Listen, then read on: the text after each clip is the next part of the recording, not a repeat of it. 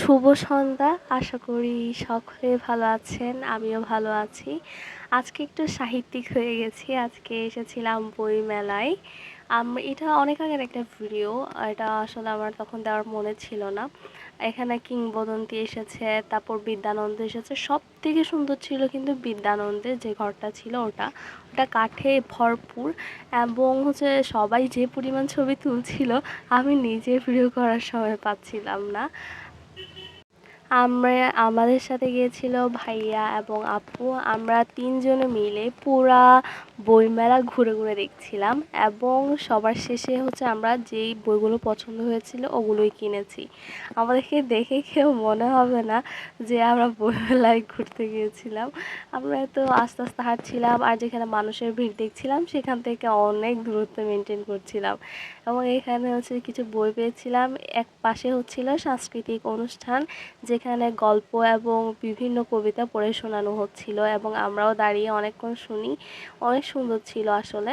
তারপর আমরা সাংস্কৃতিক অনুষ্ঠান শোনার পরে আসি আমাদের যে বইগুলো পছন্দ হয়েছিল ওগুলো নেওয়ার জন্য। তিনটা বই নিয়েছিলাম। একটা নাম তুমি রবে নীরবে, আরেকটা ছিল বল্টুর ভূতের গল্প, আরেকটা কার মন কখন যায়। এই তিনটা বইয়ের মধ্যে আমি বল্টুর ভূতের গল্প পড়েছি, আমার কাছে অনেক ভালো লেগেছে।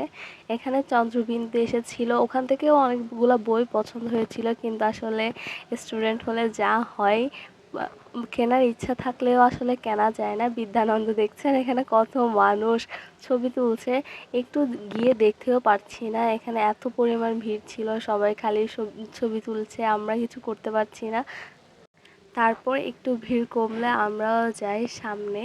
এখানে ছোটদের অনেক খুব সুন্দর সুন্দর বই ছিল এবং ওগুলা খুবই কারুকার্যের মধ্যে, মানে নতুন বাচ্চাদের জন্য নতুনত্ব কিছু বই ছিল।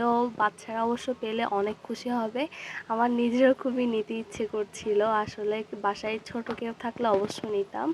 এখানে এখানে আমি এটা দেখে আবার হাসছিলাম, যেখানেও কিছু ভাইয়ারা ছবি তুলছিল। বাতিঘরও এসেছিল, অনেকগুলা বই এসেছিল। অনেক সুন্দর সুন্দর, অনেক অনেক অনেক ভালো ভালো লেখকের বই এসেছে, যেগুলা আসলে বাজেট ছিল না বলে কিনতে পারিনি। আসলে এখন আমরা বাইরে চলে এসেছি, এখন আমরা একটু স্ট্রিট ফুড ট্রাই করার জন্য কাজের দেউরির দিকে হাঁটছিলাম। আসলে ওই দিন গাড়ির এত প্রচণ্ড পরিমাণ জ্যাম ছিল, আর গাড়ি তো পাওয়াই যাচ্ছিল না। একটু হাঁটি, তারপর একটা অটোরিকশা নিয়ে আমরা আসি। তাও এখানে আরও বেশি ভিড় ছিল। আসলে ওই দিন শুক্রবার ছিল, আর শুক্রবারে যে পরিমাণ জ্যাম থাকে সব কিছুতেই।